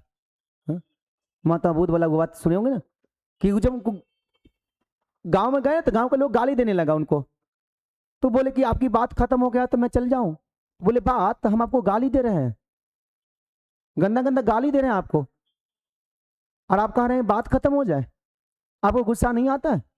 बोले आता था, अब नहीं आता, हम आपको बातों को गाली की तरह ले ही नहीं रहे। कुएं में अगर पानी ना हो तो रस्सी बाल्टी को लेकर जाए तो भला, ना जाए तो भला, निकालेगी कौन सी। मन के अंदर ईर्ष्या ना हो, बैर ना हो, अपशब्द कहने की चाहत ना हो, गाली क्या है, रस्सी और बाल्टी है। जैसे आप बोलेंगे कान में जाएगा और हमको कुआं से पानी निकाल देगा, गुस्सा निकाल देगा बाहर। वही गाली अगर आपके जीजा जी बोलेंगे तो आप हंसते हैं, और वही गाली कोई दूसरा बोलता है तो आप गुस्सा में आते हैं। बात समझ रहे हैं। गाली में दम नहीं है, मोमेंट कैसा है, स्थिति कैसा है, सोच कैसा आपको। जिया जी गाली देते हैं ना जी, आप जिया जी गाली देते हैं ना, नहीं कहिएगा हम नहीं देते हैं सर, देता है ना लोग, तो हंसते हैं कि गुस्सा करते हैं, हंसते हैं ना, आप भी हंसते हैं, लेकिन वही गाली दूसरा देता है तो गुस्सा करते हैं। दम गाली में है नहीं, आपके अपनी सोच में है। कोई कुछ बोल रहा है, गार्जियन है, कुछ कहना है, कहने की आदत है उनको, चलिए कोई बात है, जी सर, जी सॉरी सर, नहीं सर ऐसा नहीं। कोई बच्चा कुछ बोलता है, हम कहते हैं सॉरी, तो कई बार मैसेज करता है सर आप काहे सॉरी बोलते हैं, हमने नहीं नहीं कोई बात नहीं, आप समझिए इसको। तो ये सब चीज समझना चाहिए इंसान को, और जरूरी है उसको चीज को समझना, फिर उसका सब प्रयोग करना, आगे बढ़ना, ठीक ना। इसलिए कोशिश करता हूं कि सब कुछ लेके चलो। और आप लोग का भी फास्टिंग चल रहा है तो बहुत अच्छी बात है, समझिए, बेहतर करिए, फिजिकली वर्क थोड़ा कम करिए, मेंटली वर्क करते रहिए। शिशुअवस्था खत्म होते ही बच्चे को वयस्क समाज का हिस्सा मान लिया जाता है। जैसे देखते हैं बच्चा का शिशुअवस्था खत्म होता है, जैसे ही शिशुअवस्था को जनरली कहा जाता है 0 से लेकर के 2 वर्ष तक में, जैसे बच्चे पूर्व मध्य अवस्था में पहुंचते हैं, जैसे ही वो पहुंचेंगे अर्ली चाइल्डहुड में पहुंचने के बाद बच्चे को क्या समझ लेता है, समाज का हिस्सा, काम कराना शुरू कर देते हैं माता पिता। जाओ तुम ये लेके आओ, पानी लेके आओ, ये करो वो करो, मनोरंजन का साधन, सोर्स ऑफ इंटरटेनमेंट। बाद में बच्चे वयस्कों के मनोरंजन और तनाव मुक्ति का साधन माने जाने लगे। ये चीज होने लगा बचपन में। आप देखिए, मन सामने वाला अपना खुशी के लिए आपको बच्चा को नचा रहा है, बच्चा रोजगार कर रहा है यहाँ पर, अपना खुशी के लिए नहीं।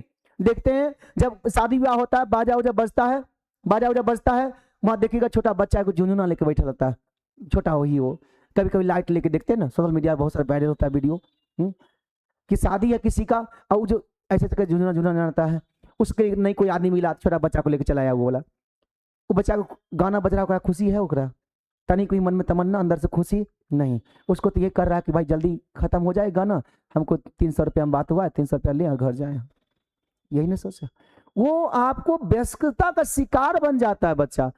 आप नट को देखें, कलाबाज देखिएगा, रस्सी बांध देगा, उस पर बच्चा खूब घूमता है ना, ऐसे करके कला दिखाएगा, उसका बचपन है, वो अपना इंटरेस्ट में कर रहा है, नहीं वो पैसा के लिए कर रहा है, अपनी रोजी रोजगार के लिए कर रहा। तो ये देख रहे हैं, अभी भी हाल फिलहाल जो फाइल वायरल हुआ था, हम नहीं उसका चर्चा करना चाहते हैं, उसमें बच्चे का यूज कर रहे थे लोग मनोरंजन के लिए। तो वो मनोरंजन के लिए बच्चों का यूज करते हैं, वो साधन बना लिए थे बच्चों का, बताइए उसका बचपन कहाँ गया, खत्म हो चुका उसका बचपन। आई मध्यकालीन भारत में आ जाते हैं, मेडिवल इंडिया में क्या क्या हुआ था सर, उसमें की बात करें। बाहरी समुदायों का आगमन और बदलाव, जैसे अंग्रेज लोग का आगमन हुआ तो क्या हुआ कि लोगों में बदलाव होना शुरू हुआ। लोगों में बदलाव हुआ क्या कि शिक्षा में क्या असर पड़ा इसका, शिक्षा तरह की संस्थाओं का विकास हुआ सर। उस समय मकतब बना, अभी बहुत सारे बच्चे आप में से मकतब से आए होंगे, टाइम कब खत्म हुआ पता ही नहीं चला पुनः। चलिए अब टाइम खत्म हो चुका है, आज पूरा नहीं हो पाएगा इतना तक, फर्स्ट क्लास का जो सिलेबस है पूरा नहीं करा, अच्छा कोई बात नहीं, समय का नहीं, हम लोग सीखने का देखें, आम खाने से मतलब रखें, गुठली गिनने से नहीं। आइए अब शिक्षा संस्थाओं का विकास कैसा हुआ सुनिए। मकतब और मदरसे का विकास होने लगा। जैसे ही क्या हुआ कि भारत में बाहरी समुदायों का आगमन हुआ तो उससे बहुत कुछ सीखे। जैसे कि आपका गौर किए होंगे, जब आपका किसी का बहन का शादी हुआ, चाहे आपका दादी यहाँ गए या कुछ के यहाँ गए, रिलेटिव के यहाँ, वहाँ का परवरिश देखते हैं तो आप अपना घर में आते हैं तो बोलते हैं ना कि मम्मी देखे थे दीदी के यहाँ ना बहुत अच्छा ये चीज लगा हुआ है, अपने घर में लगाओ ना, बोलते हैं कि नहीं बोलते हैं? तो मम्मी बोलती ठीक लगा लेंगे हम। तो क्या हुआ, बदलाव आ रहा है ना, रिश्ते नाते से, समाज से बदलाव आ रहा है ना। तो आप जैसे जाते हैं, आप ही घर कोई आया रिश्ता नाता वाला, आपके घर में देखा कि बड़ी वाईफाई लगा हुआ है यहाँ पर, तो बोला कि ऐसे कितना का आता है, तब बोले इतना का आता है, इसमें माँ की जो क्लास व्लास होता है हम लोग का उसमें होता है, और पापा भी हैं सब हैं, तो मोबाइल में कमी का पैक डलाते हैं, उस जगह ये बचत हो जाता है। अब वो जाएगी घर अपना घर में, तो बोले मम्मी हम यहाँ भी वाईफाई लगाओ ना, वहाँ देख रहे थे वाईफाई लगा हुआ था, बोल रही थी कि ऐसा ऐसा होता है, बहुत कम ही पैसा आता है उसमें। ये क्या हो रहा है, डेवलपमेंट हो रहा है, समझदारी बढ़ रहा है लोगों में कि ठीक है भाई, अगर बगल में है 2-3 आदमी मिल करके पैसा दे दिए, और कितना 500 रुपया 600 रुपया का महीना है, अब 2 आदमी 3 फैमिली मिल करके, अब लॉज यार में है 4 रूम मिल करके आदमी लगा लेता है, 4 रूम अपना यूज कर रहा है, अच्छे से पढ़ रहा है। अब मोबाइल में डाटा 1 GB है 2 GB है, पता चला सर जी की वो क्लास देखे खत्म, एक कोई डाउनलोड करेंगे पता चलेगा 200 MB का है, खत्म। डेवलपमेंट हो रहा है बच्चों में। तो जब बाहरी लोग आए ना, आगमन किए ना, तो उसको शिक्षा दीक्षा और परिवरिश पर काफी बदलाव आया, लोगों में समझ में आया वो ऐसे करके ना होता है, हम लोग को भी करना चाहिए ऐसा, ठीक ना। आगे बढ़ी, मकतब बने, मदरसे बने, शिक्षा में संस्थाओं में विकास हुआ। आई पाठशाला जो कल ऐसा था वो अब कैसा बन गया, ऐसा बन गया। ये देखिए क्रिश्चियन के, ईसाई के बन गए, ये बन गए हिंदू के बच्चे के, सब के लिए, तो सबको अलग अलग तरह से बन गया, ये विकास हुआ। यहां से हम लोग उठे और यहाँ गए, ये विकास हुआ हम लोग का। तो ऐसे लोगों में फैलना चाहिए। अब जैसे कोई जाएंगे ऑस्ट्रेलिया का देखेंगे, अमेरिका के एजुकेशन सेक्टर देखेंगे, तो हम लोग को यहाँ आएगा तो बदलाव सरकार को ये करनी चाहिए था, लेकिन सरकारी इसमें कोई मतलब नहीं, खाली शिक्षा पर बजट पास हो गया, इतना बजट जाओ। अरे भैया गार्जियन खाली पैसा दे दिया, हिसाब ना मांगे, देखे भी कि क्या खर्च कर रहा, कहाँ खर्च कर रहा, कौन मास्टर क्लास लिया है, मास्टर कैसे पढ़ा रहा, बच्चा में विकास हो जाएगा। पैसा फेंकने से होता है हाँ? लेकिन कौन, कोई मतलब नहीं। चलिए, आप पर भार है, हम टीचर हैं, आप टीचर हैं होंगे, तो इस पर आप पर पूरा का पूरा आभार ये रहेगा कि आप उसको लेकर चलिए, बेहतर करिए। तो मकतब, मदरसों, पाठशालाओं, ईसाई तरह की मिशनरियों का विकास हुआ, धीरे धीरे बदलाव हुआ। कल तक जो बच्चा यहाँ बैठता था, अब धीरे धीरे डेवलप होकर के बच्चा यहाँ आने लगा, अपनी संस्कृति सभ्यता को जानने लगा। आधुनिक बाल्यावस्था कैसा हुआ सर? मॉडर्न चाइल्डहुड में क्या क्या बदलाव लाया, कैसे कैसे हुआ, देखिए यहाँ से। 17वीं शताब्दी में मनोवैज्ञानिक और नैतिक चिंता, ये सब पूछता है सीटेट में कई बार आता है नैतिक चिंता को लेकर के क्वेश्चन। 17वीं शताब्दी में बच्चों के प्रति मनोवैज्ञानिक और नैतिक चिंता शुरू हुई।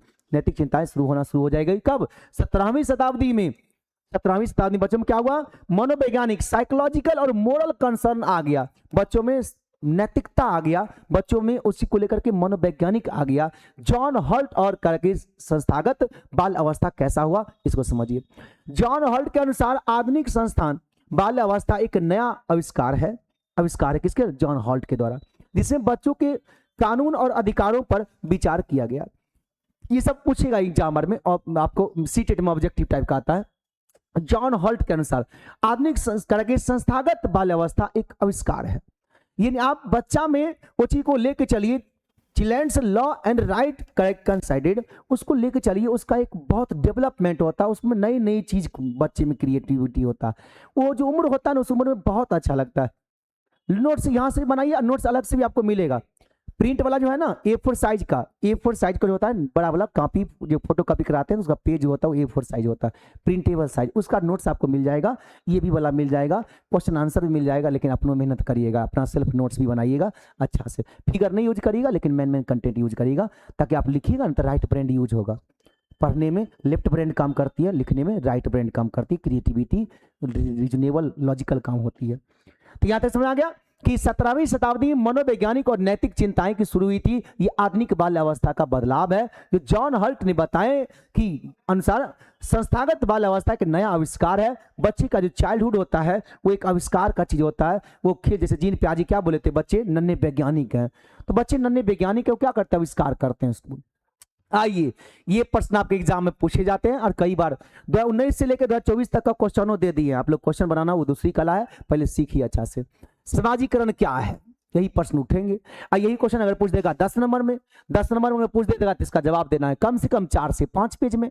उसमें डायग्राम कहाँ यूज करना है, कहाँ बॉडी लगाना है, कहाँ इंट्रोडक्शन करना है, अचीवमेंट कहाँ है, कंक्लूजन कहाँ है, निष्कर्ष तक जाना है, इतना मस्त दिखा देंगे कि 80% तो आपको खाली रेगुलर क्लास करिएगा तभी वो आ जाएगा। आप क्लास करके थोड़ा सा कंटेंट भी, अगर मेरा नोट्स भी बना लीजिएगा तो आपको 100% कहेंगे कि 90% आ जाएगा। और फिर उसके बाद क्वेश्चनों आंसर हम बनवाएंगे और वो भी बनाइएगा, 1-2-4 बार सेट भी बना लीजिएगा, तो 90-95% तो निश्चित है आपका। थोड़ा मेहनत अपनी तरफ से भी करिएगा ना, खाली हमारी तरफ से तो नहीं ना होगा, अपनी तरफ से भी होगा। अब इन्हीं क्लास ले लीजिए, आप खत्म करेंगे, सर जी का काम है, सर जी आप नोट्स दे देंगे, सर क्वेश्चनों आंसर दे दीजिए ना हमको, हाँ ले लीजिए, ये दे दीजिए, ये ले लीजिए। हमारे पास तो टीम बैठा हुआ है, सब काम कर दे रहा है आपका। लेकिन इससे क्या हो, काम आसान हो जाएगा? नहीं, आपको खुद से करना होगा, तब उस चीज को सीखेंगे। आइए, तो इसको यहीं तक रखते हैं, टाइम समाप्त हो चुका है आज का। समाजीकरण क्या है यहां से हम लोग अगली क्लास में पढ़ेंगे। और होमवर्क आपका क्या है आज का होमवर्क है आपका कि जो आप पीछे अभी पढ़े हैं, जितनी पढ़ाई हुई है, इस पढ़ाई का पूरा जो होगा आपका नोट्स तैयार करना, एक बार अच्छे से रिवीजन कर लेना और उसको ध्यान रखना। अब नोट्स तैयार कर लेना, एक बार अच्छे से रिवीजन करके उसको ध्यान रखना। ये आज आपका होमवर्क दिया जा रहा है। ओके, और कुछ पूछना है आप लोग का, जल्दी से पूछिए, और हो सके तो एक बार जरूर अपने फ्रेंड्स में, रिलेटिव्स में जो बच्चे होंगे वो सबको बताइए कि बेहतर करे, बच्चा जुड़े। और हम पहले भी बोले और अभी भी बोलते हैं और यही बोलते भी रहेंगे कि जो बच्चे आप लोग के लिंक से जुड़ेंगे वो जरूर एक बार होगा दिल से आपको धन्यवाद करेंगे कि हाँ, तूने जो मास्टर के बारे में बताया, तूने जो लिंक हमको बताया, वो बहुत ही बेनिफिशियल उसके लिए होगा। ठीक है, तो आपका विकास के साथ साथ मेरा भी विकास हो, लोगों जोड़े, समझें। आप लोग के प्यार सपोर्ट से यहाँ तक पहुँचे और आगे भी आगे जाना है, बहुत आगे बढ़ना है। कंटेंट एकदम मस्त रहेगा, पढ़ाई बहुत अच्छे रहेंगे, आप लोग बेहतर करते रहिए। ये पहला अभी इस स्टार्ट किए हैं, धीरे धीरे आगे बढ़ते रहेगा। Thank you guruji, most welcome बाबू। एक मंजर आएगा जब 4 साल 5 साल 7 साल के बाद आप लोग आइएगा, कभी सोशल मीडिया पे लाइव मिलिएगा, जरूर एक बार पूछ लीजिएगा हाय हेलो सर कहाँ हैं। और आप लोग का डेवलप ही सबसे बड़ा विकास हम लोग के लिए भी होगा। बेहतर करिए, आगे बढ़िए, ठीक है। अच्छा करिएगा और रेगुलर मेहनत करिए। हर क्लास इंपॉर्टेंट है, हर क्षण इंपॉर्टेंट है जीवन के लिए, उसी तरह से हर क्लास इंपॉर्टेंट है आपके भविष्य के लिए। तो सब क्लास को महत्व दीजिए, अच्छा से पढ़िए, बेहतर करिए, ठीक है। अपने से नोट्स तैयार करना रितेश जी, आपने खुद से नोट्स तैयार करना और हम भी यहाँ से नोट्स दे देंगे, लेकिन वो नोट्स पर डिपेंड मत हो जाइएगा, ठीक है ना। आप जैसे कि आप कॉलेज में जाइएगा, देखिएगा बहुत सारे बच्चा जो है ना वो क्या करता है, कहीं से नोट्स, जैसे आप प्रिंटेबल नोट्स रखेंगे तो आप लोग को जो पेड वर्जन में है जो बच्चे को उसको दिया जाएगा, डाउनलोड का ऑप्शन दिया जाता है, आपको नोट्स मिलेगा, उसको डाउनलोड कर लीजिएगा। और जो पेड वर्जन में नहीं रहते बच्चे, उनको डाउनलोड का ऑप्शन नहीं मिलता है, वो केवल देख सकते हैं नोट्स को। तो वो क्या करेगा, जैसे डाउनलोड का होगा तो आप भी किसी और को शेयर कर देते हैं। ऑब्वियसली बात है कि आपको जो नोट्स मिलेगा A4 साइज का पूरा यूनिट 1 का, तो आप जरूर किसी को शेयर कर देते हैं। वो क्या करेगा पता है, प्रिंट निकलवा लेगा, दो चार बार हाईलाइटर चला कर देख लिया, बस हो गया, सिर्फ नहीं तैयार करता है वो। जिसके कारण क्या होता है, क्वेश्चन उसको समझ में नहीं आ रहा, डेवलप नहीं कर पा रहा। अपने से कैसे लिखना, किताबी भाषा में नहीं जवाब देना, अपनी भाषा में जवाब देना। और कैसे, वो सब चीज तो आगे हम लोग पढ़ेंगे ही पढ़ेंगे, बहुत बेहतर करेंगे, ठीक है। तो अपना भी बनाते चलिए। अब विश्वास हो रहा है कि टीचर बन जाएंगे, अभी विश्वास नहीं हुआ है। तो 100% विश्वास हो जाएगा, 2-4 क्लास करेंगे तो आपको खुद लगेगा कि हाँ आप टीचर बन जाएंगे। F1 से F12 तक की सिलेबस है कंप्लीट में। इसमें मैथ्स में कुछ जगह होगा जहां मैथ का पढ़ाई होगी, वहां पे मैथ वाले सर पढ़ा देंगे। बाकी जो EVS का होगा, जहां भी EVS की पढ़ाई होगी वहां पे EVS वाले सर पढ़ा देंगे। कंप्यूटर की जहां तैयारी है वहां कंप्यूटर, जैसे F11 में कंप्यूटर पढ़ाना है, कंप्यूटर वाले सर पढ़ा देंगे। और बाकी सब जगह मेरा पढ़ाई है। 80% क्लास, यानी कि टोटल अगर 100 क्लास है तो मैं 80 क्लास मेरा ही रहेगा, और बाकी आपको 20 क्लास ही रहेंगे अदर टीचर्स का। मेन रोल मेरा ही है इस पूरे आपकी जो यात्रा है इसमें। तो सब क्लासेस मेरा अभी आते रहेगा। जैसे अब जरूरी नहीं कि F1 पूरा खत्म कर लेंगे तब F2 शुरू करेंगे, ऐसी नहीं। F1 क्लास आज लगा, फिर F2 क्लास लगेगा, फिर F3 लगेगा, फिर F4 भी शुरू कर सकते हैं, F3 भी शुरू कर सकते हैं। अलग अलग फाइल बना दिए, कंफ्यूजन मत होइएगा। सब फाइल में सब वीडियो रखा रहेगा, सबका PDF वहां रखा रहेगा, और सबका असाइनमेंट रहेगा, और सबका स्टडी मटेरियल्स रहेगा। इतना बेस्ट तक कर देंगे 100% गुरुजी। चलिए थैंक यू, फिर मिलते हैं आगे नेक्स्ट वीडियो में, तब तक के लिए थैंक्स, जय हिंद।